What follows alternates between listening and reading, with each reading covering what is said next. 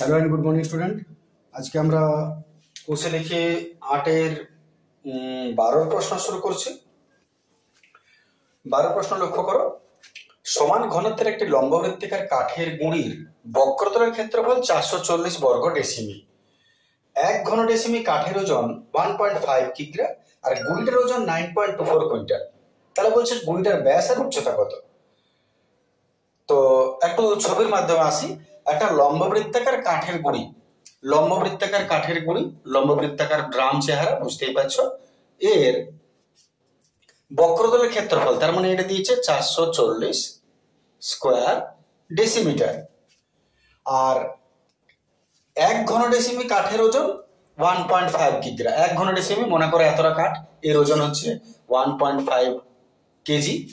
আর পুরো গুঁড়িটার ওজন হলো 9.25 কুইন্টাল। তাহলে ব্যাস আর উচ্চতা বার করতে বলেছে। ব্যাস কত আর উচ্চতা কত। তো শুরু করা যাক। প্রথমে আমরা যে মানটা দিয়েছি আগে সেটা একটু আসি। গুঁড়ির বক্রতলের ক্ষেত্রফল, তাহলে কাঠের গুঁড়ির বক্রতলের ক্ষেত্রফল ফর্মুলা কি হবে।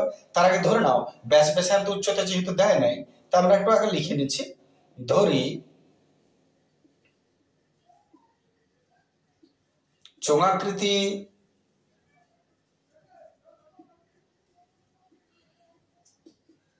কাঠের গুঁড়ির ব্যাস,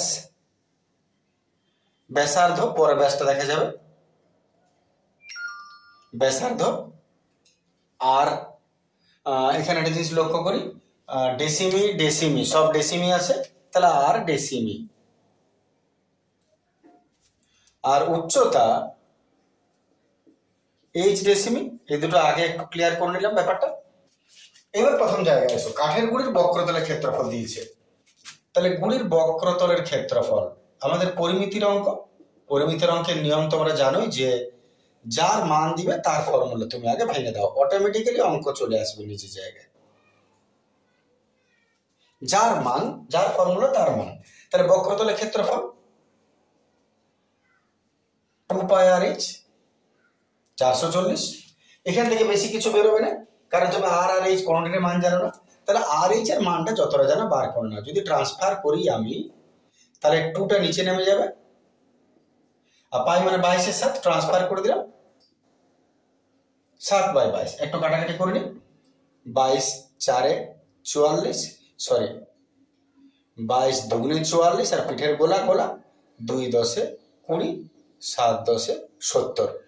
আর এইচ হলো 70 ডেসিমিটার। এখন এটা তো তুমি পেয়ে গেছো। এইবারে 1 ঘন ডেসিমিটার দ্বিতীয় স্টেপটা আসা যাক। একটা মানের কাজ শেষ হয়ে গেল, যা বেরোবার বার হয়ে গেল। এইবারে দ্বিতীয় স্টেপটা তোমাকে বুঝতে হবে। 1 ঘন ডেসিমি কাঠের ওজন যদি এত কিগ্রা হয়, গুঁড়িটার ওজন এত কুইন্টাল। এই জায়গাটা তুমি কি করবে? তো আমরা কিগ্রা আর এটা কুইন্টাল, কুইন্টালটাকে একটু কিগ্রা করে নিচ্ছি, একটু কিগ্রাটাকে কুইন্টাল, তারপর বাকিটা বুঝি। 9.24 কুইন্টাল সমান কত কিগ্রা, এটা আমরা বার করে নিই। 100 কেজিতে 1 কুইন্টাল হয়, 100 কেজিতে 1 কুইন্টাল হয়। তাহলে কুইন্টালকে তোমাকে যদি কিগ্রা করতে হয়, তাহলে 100 দ্বারা গুণ করে দাও। 9.24 × 100, ঠিক আছে। 100 কেজিতে 1 কুইন্টাল। তাহলে যদি গুণ করো তাহলে কত হচ্ছে? 924। যেটা শূন্য গুণ করবে দশমিক তখন পিছিয়ে যায়, 924 কিগ্রা। এইবারে ব্যাপারটা কি দাঁড়াচ্ছে তুমি লক্ষ্য করো। এইবারে জায়গাটা পৌঁছাও। 1 ঘন ডেসিমি কাঠের ওজন, ডেসিমিটা কি জিনিস, ঘন কি জিনিস, সরি ঘন মানে আয়তন, ঘন মানে আয়তন। 1 ঘন ডেসিমি কাঠের ওজন 1.5 কিলো, তার মানে এটা কি বলে? আয়তন। এটা কি বলে? ওজন। তাহলে 1 ঘন ডেসিমি কাঠের ওজন 1.5 কিলো। যদি আমি ঐকিক নিয়ম করতে ঘুরিয়ে দিই, আমার বলার আছে কি যে 1 ঘন ডেসিমিটার কাঠের ওজন যদি 1.5 কিলো হয়, তাহলে 924 কিলো ওজনটা কাঠ কতটা। তার মানে ঐকিক নিয়ম করলে ঘুরিয়ে যাবে। 1.5 কিগ্রা কাঠের ঘন আছে, তার মানে আয়তন 1 ঘন ডেসিমি। আয়তনকে তুমি কি বলবো? ঘন একক করো। তাহলে 1.5 কিলোগ্রাম কাঠের ওজন, আয়তন 1 ঘন ডেসিমি। একের কত আর এতর কত বার করো না তুমি আগে। তাহলে পরের স্টেপটা 1.5 কিগ্রা, ওই কিলোটা একদিকে ঘুরে নিচ্ছি। 1.5 কিগ্রা কাঠের কি লিখবো? আয়তন লিখবো, কারণ ঘন আছে। কাঠের আয়তন 1 ঘন ডেসিমি। 1 কিগ্রা কাঠের আয়তন 1 ঘন ডেসিমি, সরি 1.5 কিগ্রা। অতএব 1 কিগ্রা কাঠের আয়তন 1/1.5 হবে। আর কত কিগ্রা কাঠ? 924 কিগ্রা। 924 কিগ্রা কাঠের আয়তন 1/1.5 ইন্টু 924। আর ডেসিমেল তুলছি, ডেসিমেল যদি ওঠে তাহলে এখানে 0 হয়ে যাবে। কাটাকাটি একটু করে নিই। 3 দ্বারা মনে করে কাটছি। 3 5 15, 3 3 9, 2 খাবে না, 3 8 24 আর পিঠের গোলা। আর এবার 5 দ্বারা, 5 6 30, 5 1 5, 5 6 30। দেখে নেবে যদি কোনো ভুল থাকে তো সরাবে। 616 এটা কি বলে? ঘন ডেসিমি। ঘন ডেসিমি দেখে নাও। এত পর্যন্ত কোনো অসুবিধা? তাহলে এখান থেকে এত পর্যন্ত তুমি কি পেলে? এতটা পর্যন্ত তুমি পেলে যে 924 কিগ্রা যদি কাঠ হয়, 1.5 কিলো যদি কাঠ হয়, তার আয়তন হবে 1 ঘন ডেসিমি। আর যদি 924 কেজি কাঠ হয়, তার আয়তন হবে 616 ঘন ডেসিমি। এবারে 924টা কি বলে? টোটাল কাঠটার ওজন। তাহলে টোটাল কাঠটার ওজন যদি 924 হয়, তাহলে টোটাল কাঠটার আয়তন 616 বটে। তাহলে এবারে তুমি এই ব্যাপারটা ছেড়ে দাও। তুমি কি পেলে? পুরো কাঠটার আয়তন হচ্ছে 616। তাহলে পরিমিতির অঙ্ক আবার ভাবো। তাহলে তুমি কি করবে? যদি আয়তন পাও, আয়তনের ফর্মুলা। এত নেক্সট স্টেজটা আসছে আমরা। আচ্ছা, এই প্রশ্নটা মুছে দিচ্ছি। এত তুমি কি পাচ্ছ?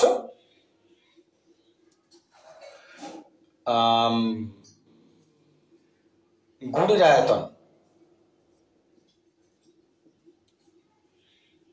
গুড়ির আয়তন পেলাম 616 ঘন সেমি, ঘন ডেসিমি। তাহলে আয়তনের ফর্মুলা লম্বা বৃত্তাকার চৌম্বনে পাই আর স্কয়ার এইচ।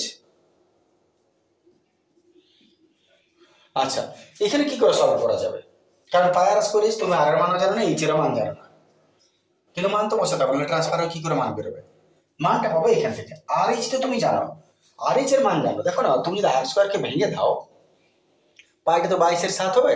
আর স্কয়ারকে তো তুমি দুবার আর লিখতেই পারো, কারো কিছু বলার নেই, দুবার আর লিখতেই পারো। এত একটা আর রেখে দাও। আর এই যে আর এইচটা পেলে, এই আর এইচ এর মান তুমি জানো 70। তাহলে এই আর এইচ এর জায়গায় তুমি 70 বসিয়ে দিলে এই আর এইচ এর মানটা এখানে দেখিয়ে দাও, যেহেতু আর এইচ সমান 70 ডেসিমিটার। এইবার ট্রান্সফার করো, তুমি কার মান পেয়ে গেলে। অতএব আর সমান 22 আর 70 নিচে নেমে গেল। হালকা কাটাকাটি হয়ে যাক। 7 10 70, 11 দ্বারা কাটি। 11 5 55, 11 6 66, 11 2 22, 2 28 56, 28/10, 2.8 ডেসিমিটার। ব্যাস হলো 2.8 ডেসিমিটার। আচ্ছা, আর যদি 2 পয়েন্ট পেলাম, তাহলে এইচটা একটু বার করে নিয়ে কত হচ্ছে।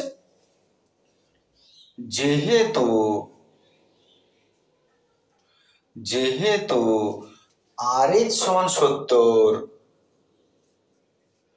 অতএব আর এইচ জায়গায় 2.8 ইন্টু এইচ সমান 70। অতএব এইচ সমান 70/2.8।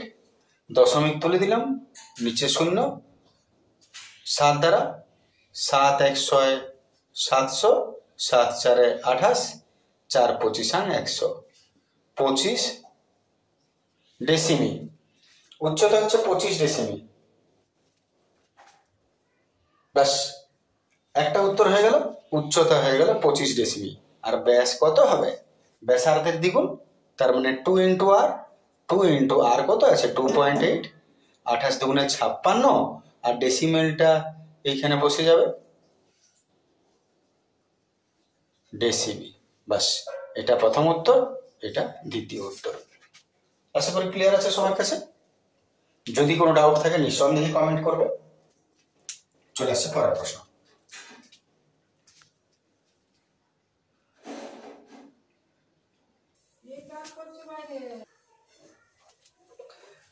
চলে আসছে আমরা 13 প্রশ্ন। প্রশ্ন দেখো, দুই মুখ খোলা লম্ববৃত্তাকার লোহার পাইপের লোহার পাইপের মুখের বহির্ব্যাসের দৈর্ঘ্য 30 সেমি, অন্তর ব্যাসের দৈর্ঘ্য 26 সেমি, পাইপটার দৈর্ঘ্য 14.7 মিটার। এককগুলো খেয়াল করবে, সব থেকে গুরুত্বপূর্ণ জায়গা মিটার, সেমি। প্রতি বর্গ ডেসিমি 2 টাকা 25 পয়সা হিসেবে পাইপটার সমগ্র তল আলকাতরা প্রলেপ দিতে কত খরচ হবে? এখানে আবার এককটা লক্ষ্য করে ডেসিমি, একক সব থেকে ডেঞ্জারাস জায়গা, ওগুলো যদি ভুলে যাও পড়াটা গেল। যাই হোক, প্রথমে আসা যাক, প্রথমে একটা ছবির মাধ্যমে হয়ে যায়। দুই মুখ খোলা লম্ববৃত্তাকার, মনে করো দুই মুখ খোলা লম্ববৃত্তাকার পাইপ এইরকম হবে, ভেতরটা ফাঁপা, পাইপ মানে ভেতরটা ফাঁপা। আচ্ছা, কি কি দিয়েছে এটা দেখে নেওয়া যায়। ছবিতে যদি সব মানগুলো মোটামুটি বসিয়ে নাও তো তোমার সুবিধা হবে, তোমাকে আর প্রশ্ন বারবার পড়তে হবে না, এখান থেকে তুমি পরিষ্কার পাবে খুব স্পিডের মধ্যে। 10 সেকেন্ড 15 সেকেন্ড 20 সেকেন্ডের মধ্যে তুমি লিখে নাও তাড়াতাড়ি করে। তাহলে মুখের বহির ব্যাস বলেছে 30 সেমি, বাইরের ব্যাসটা বলেছে 30, বাইরের ব্যাস মানে বড়ডি 30 সেন্টিমিটার, অন্তর ব্যাস ভেতরের ব্যাস এইখান থেকে এটা বলেছে ছোট ডি 26 সেমি, পাইপটা দৈর্ঘ্য হাইট বলে দিয়েছে 14.7 মিটার, ঠিক আছে, বলে সেমি এটা মিটার, বাস আপাতত এখানে দাঁড়ায়। এবারে বলেছে প্রতি বর্গ ডেসিমিটার 2 টাকা 25 পয়সা হিসাবে খরচ যেটা দিচ্ছে, লক্ষ্য করে দেখো ডেসিমিটারে আছে। সবসময় খরচ যদি কোনো এককে বলে দেয় তাহলে সবগুলোকে সেই এককেই বার করবে, এটাই সুবিধা হয়। বাকি তুমি যেটা খুশি করতে পারো, পরে ট্রান্সলেট করে দেওয়া যায়, কিন্তু সাধারণত সুবিধা হয় খরচ যদি বলে দেয় তাহলে যে এককে খরচটা বলবে সব অ্যামাউন্ট গুলো সেই এককেই করে নেবে, সেটা বেটার হয়। তো যাই হোক, প্রতি বর্গ ডেসিমিটার এত টাকা হিসাবে পাইপটার সমগ্র তলে আলকাতরা প্রলেপ দিতে কত খরচ হবে।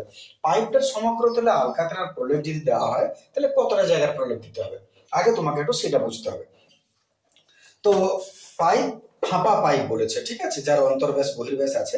তার মানে মনে করো এটা একটা পাইপটা, এটা যদি পাইপটা হয় সাপোজ, তাহলে এইটা হচ্ছে বাইরের অঞ্চলটা, পার্শ্বতলের ক্ষেত্রফল পার্শ্বতলটা, আর এটা ভেতরে একটা জায়গা আছে, আর পাইপটা এতটা চওড়া, মনে করো এটা চওড়া, তাহলে একটু বুঝিনি 2 মিনিট সময় লাগতে পারে। এইটা হলো বাইরের ব্যাস, এইখান থেকে এতটা পর্যন্ত বাইরের ব্যাস, আর এইখান থেকে এটা ভেতরের বৃত্ত, তাহলে এইটা হলো ভেতরের ব্যাস। ক্লিয়ার আছে নিশ্চয়ই, বুঝতেই পারছো তোমরা। আর এটা হচ্ছে তার উচ্চতা। এবারে যদি তোমাকে আলকাতরা দিতে হয় সমগ্র তলটাতে, তার মানে কোন কোন জায়গায় তুমি সমগ্র তল দিবে? আলকাতরা দিতে গেলে তোমাকে এই জায়গাটা দিতে হবে ভেতরটায়, আর দিতে হবে এই জায়গাটায়, কারণ এটা তো কিছুটা জায়গা জুড়ে আছে, এই জায়গাটায় এবং কিছুটা এই জায়গাটায়। ক্লিয়ার আছে? তাহলে তোমাকে মোট 4 জায়গায় আলকাতরা প্রলেপ দিতে হবে। এই পোর্শনটা, ভেতরের পোর্শনটা সেম, আর এই চওড়াটা আর এই চওড়াটা। এইবারে যদি তুমি আলকাতরা প্রলেপ দাও মানে রং করো, তাহলে তোমাকে কি বার করতে হবে? ক্ষেত্রফল বার করতে হবে। কারণ আমরা জানি যে বাইরের অংশটা যদি কিছু বোঝায় তাহলে সেটা ক্ষেত্রফল হয়, আর কতটা পদার্থ যদি আছে তাহলে সেটা আয়তন বোঝায়। তাহলে আমরা ক্ষেত্রফল বার করব। এতটা আশা করি তোমার ঠিক আছে, যে যখন তুমি রং করবে আলকাতরা প্রলেপ দিবে, তার মানে কতটা জায়গায় প্রলেপ দিচ্ছ তার ক্ষেত্রফলটা আগে বার করে নাও। তাহলে পরে ক্ষেত্রফল বার করাটা একটু আসা যাক। আমি শুরু করার আগে ক্ষেত্রফল নির্ণয়ের ফর্মুলাটা কি করে আসছে একটু দেখাবো, ডাইরেক্ট ফর্মুলাটা না লিখে। তো আগে একটু মানগুলো ঠিক করে নিই, মানগুলো একটু ঠিক করে নেওয়া যাক। শুরু করছি এখান থেকে। লম্ববৃত্তাকার পাইপের অঙ্কটা ছোট, শুধু ফর্মুলাটা বোঝার আছে শুরু। লম্ববৃত্তাকার পাইপের বহির্ব্যাসার্ধ হচ্ছে 30 সেমি, অন্তর্ব্যাস হচ্ছে 26 সেমি, বহির্ব্যাস 30, আর উচ্চতা হচ্ছে 14.7 মিটার। আচ্ছা, মিটারটাকে ব্যাসার্ধ করে নিই, তাহলে বড় আর দিলাম। বড় আর হচ্ছে 30/2 = 15 সেমি, ছোটটা যদি ওটা হয়, ছোট আর হচ্ছে 13 সেমি, আর উচ্চতা তো আপাতত 14.7 মিটার আছে, না লিখলেও চলে, আমি এটা লিখলে আমি ইচ্ছা করি। আচ্ছা, কথাটা ছিল কি এবারে, আশা করি ঠিক আছে, বেশ ব্যাসার্ধ বার করে নিলাম। তোমাকে বলেছে ডেসিমিটারে বার করতে খরচটা, তাহলে ডেসিমিটার তুমি এখানে চেঞ্জ করে নাও, তাহলে মিটার থেকে ডেসিমিটার কত হবে, কত ডেসিমিটার হবে, সবটা ভাবো, metre decimetre centimetre, metre deci centi, আছো কোথায়, সেমি, যাবে কোথায়, ডেসি, ক ঘর, এক ঘর আগে, এক ঘর আগে, তাহলে দশমিক হবে এক ঘর আগে হবে, তাহলে এইখানে আছে 15, এখানে দশমিক কোথাও নাই, তার মানে কোথায় আছে, দশমিক না থাকলে জানবে শেষে আছে, তাহলে যেহেতু সেন্টিমিটার থেকে ডেসিমিটার করছো এক ঘর আগে, তাই দশমিকটাকে শেষে আছে এক ঘর আগে এলো, এটা হচ্ছে ডেসি। একই রকম ভাবে 1.3 ডেসিমিটার, আর মিটারটাকে যদি ডেসিমিটার করো তখন কি হবে, মিটারটাকে যদি আমি ডেসি করি তখন কি হবে, না আছো কোথায়, মিটার, যাবে কোথায়, ডেসিমিটার, এক ঘর পেছনে, এক ঘর পেছনে, তাহলে এখানে দশমিকটা কোথায় ছিল, এখানে, দশমিকটা এক ঘর পিছিয়ে যাবে, তার মানে এইখানে, আর শেষে দশমিকের কোনো দাম নাই, তার মানে 147। যাদের এগুলো দরকার নেই বোঝা তারা স্কিপ করে যাবে নিঃসন্দেহে। তো যাই হোক, আমরা পেলাম এর দৈর্ঘ্য প্রস্থ, সরি এর ব্যাস, ব্যাসার্ধ, উচ্চতা তিনটাই পেয়ে গেছি, বাইরের বহির ব্যাসার্ধ, অন্তর ব্যাসার্ধ এবং উচ্চতা। আচ্ছা, যেখানে এবার আমি আসল কথা বলছিলাম যে যদি তোমাকে সমগ্র তলটা রং করতে হয় তো ক্ষেত্রফল কত হবে, পাইপটির সমগ্র তলের ক্ষেত্রফল,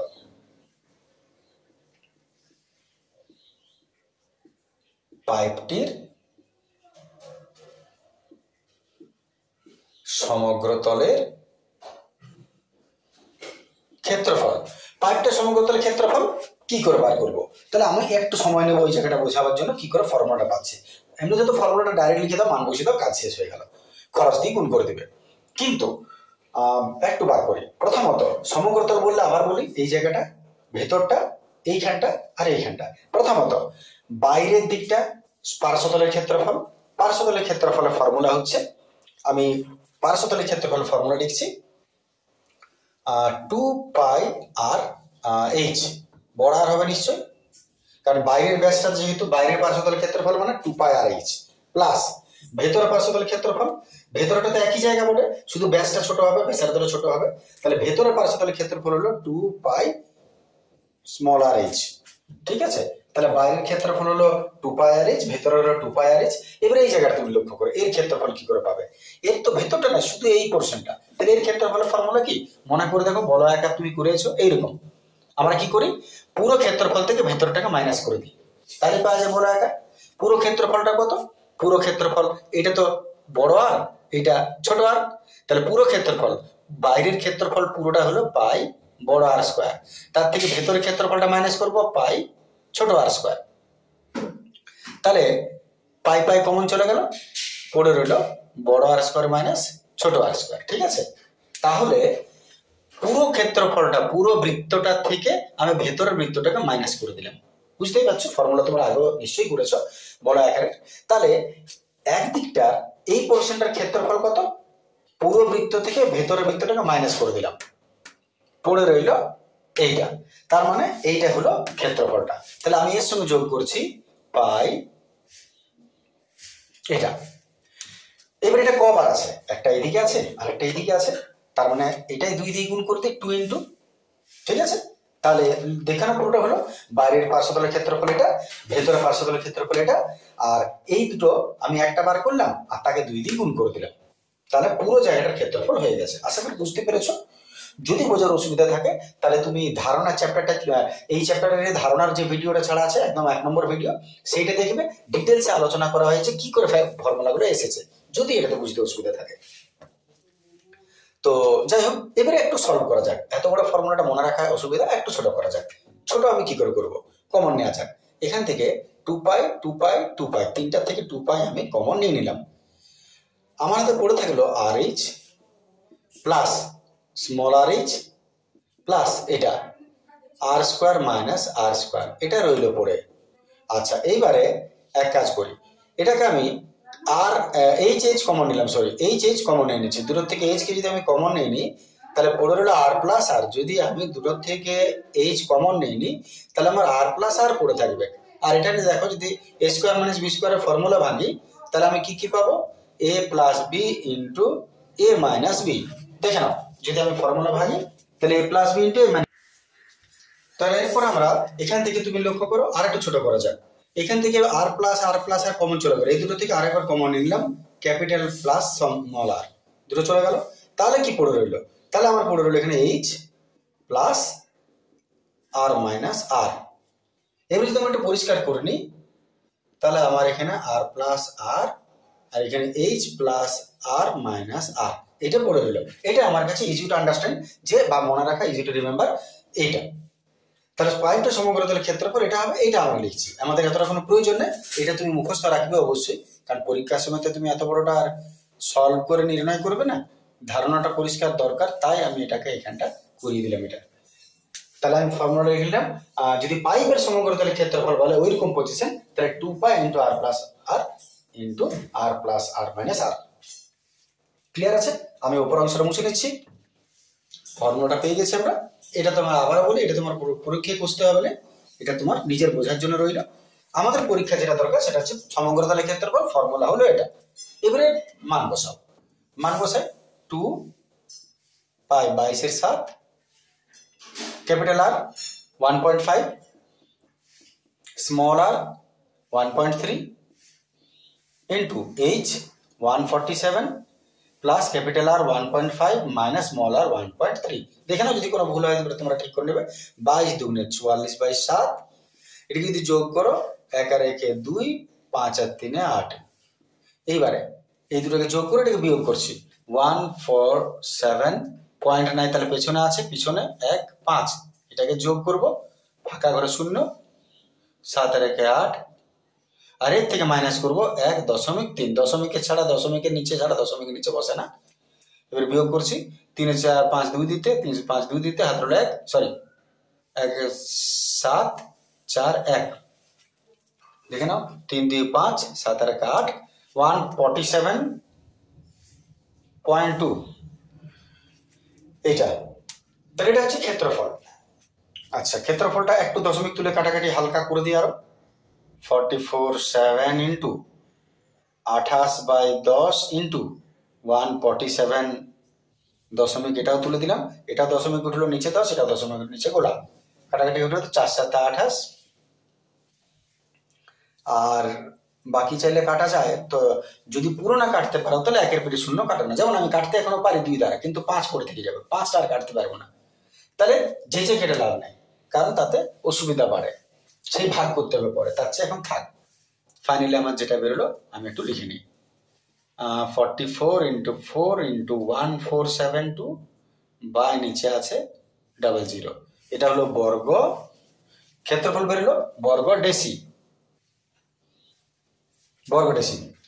এইবারে বলেছে এটা তুমি কি পেয়ে গেলে, পুরো জায়গাটা ক্ষেত্রফল। এবারে প্রতি বর্গ ডেসিমিটারে 2 টাকা 25 পয়সা হিসেবে মোট খরচ কত।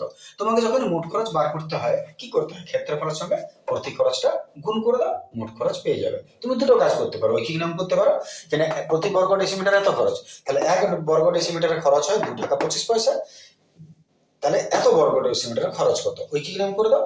আর না হলে মোট খরচ হয়ে যাবে, আর না হলে ক্ষেত্রফলের সঙ্গে প্রতি খরচ গুণ করে দাও, তাহলে তুমি মোট খরচ পেয়ে যাবে। এতই। প্রলেপ দিতে মোট খরচ, প্রলেপ দিতে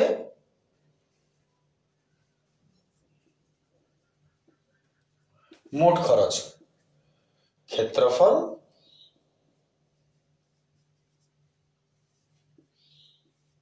ইন্টু 2.25 প্রতি খরচ গুণ, দশমিক তুলে দাও, 2 গোলা 25, 8 25 200, 9 25 25 4 4 4, বাস গুণ করে দিচ্ছি।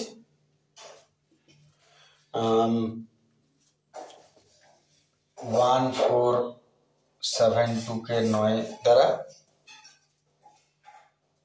9 দুগুণে 18 8, 9 দুগুণে 18 হাতে 1, 9 দুগুণে 18 হাতে 1, 7 63 আর 1 64, 4 হাতে 6, 4 9 36 37 38 39 40 41 42 2 হাতের হলো 4 9 10 11 12 13 9 2 18 9 2 18 8 হাতের হলো 1 7 9 63 1 64 4 হাতের হলো 6 4 9 36 37 38 39 40 ভুল হলো কিছু 9 2 18 8 হাতের হলো 1 7 9 63 আর 1 64 4 হাতের হলো 6 4 9 36 36 আর 6 42 42 এর 2 ভুল হচ্ছে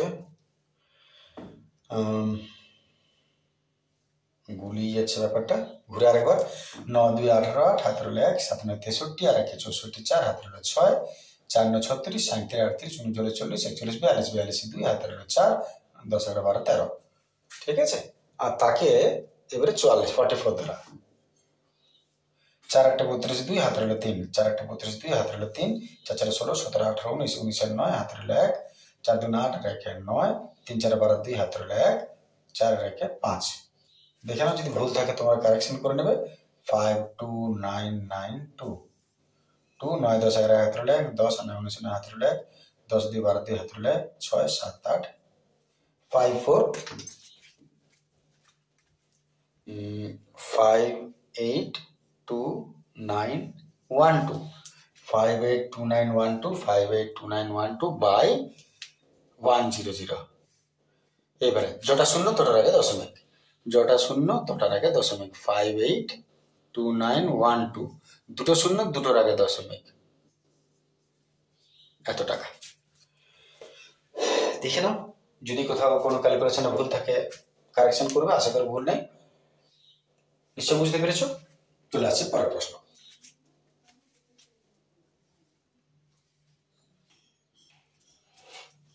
চলে আসছে আমরা 14 প্রশ্ন 14 প্রশ্ন দেখো একটি দুই মুখ খোলা লম্ববৃত্তাকার লোহার ফাঁপা চোঙের উচ্চতা 2.8 মিটার চোঙটির অন্তর্ব্যাসের দৈর্ঘ্য 4.6 ডেসিমি এবং চোঙটি 84.48 ঘন ডেসিমি লোহা দিয়ে তৈরি হলে চোঙটার বহির্ব্যাসের দৈর্ঘ্য কত যে কোনো অঙ্ক পড়ার সময় প্রথম লক্ষ্য রেখে চোখ বুলিয়ে নেবে এককগুলোর দিকে সবার আগে পড়ার সময় যাই বলুক না কেন আগে এককগুলো চোখ বুলিয়ে নেবে এখানে মিটার আছে এখানে ডেসিমিটার আছে এখানে ঘন ডেসিমিটার আছে একক একই আছে না আলাদা আছে এটা যেন মাথায় থাকে চলে আসছি মূল বিষয় দুই মুখ খোলা লম্ববৃত্তাকার চোঙের উচ্চতা দুই মুখ খোলা লম্ববৃত্তাকার চোঙ এখনই যেটা হয়েছিল সেই সেম প্রশ্ন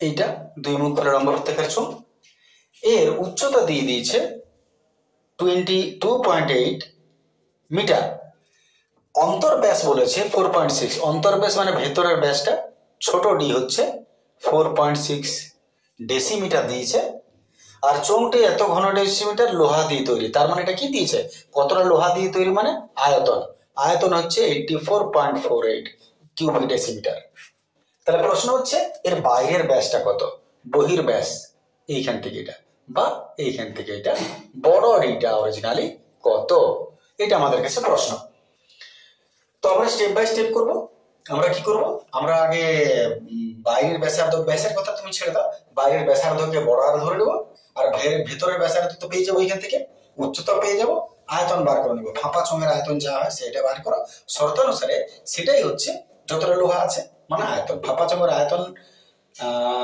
দেওয়া আছে আসলে তুমি শর্তানুসারে করে যেটা দরকার সেটা ইজিলি মানটা বেরিয়ে যাবে ছোট্ট প্রশ্ন এটা তো যাই হোক আমরা প্রথম থেকে আসি ফাঁপা চোঙ বলেছে ফাঁপা চোঙের কি কি দিয়েছে দেখা তোমায় বহির ব্যাসার্ধ ধরে নিচ্ছি আমরা ফাঁপা যখন বহির আর অন্তর তো থাকবেই বহির ব্যাসার্ধ ধরি বড় আর এককটা কি দিবে একক যেটা তোমার আয়তনে যেখানে শেষে দিচ্ছে সেটা ডেসিমিটার বাকি সব চেঞ্জ করতে হবে ডেসিমিটারে তাহলে বহির ব্যাসার্ধ ধরি আর ডেসিমিটার আর অন্তর্ব্যাসার্ধ অন্তর্ব্যাস দেওয়া আছে অন্তর্ব্যাস দেওয়া আছে 4.6 ডেসিমিটার এতএব অন্তর্ব্যাস যদি দেয় অন্তর্ব্যাসার্ধ মানে ভেতরের ব্যাসার্ধ 4.6 by 2 2.3 ডেসিমিটার ব্যাসার্ধ হয়ে গেল আর উচ্চতা 2.8 মিটার। মিটারটাকে ডেসিমিটার করে নাও, মিটারটাকে ডেসিমিটার করলে কত ডেসিমিটার হবে?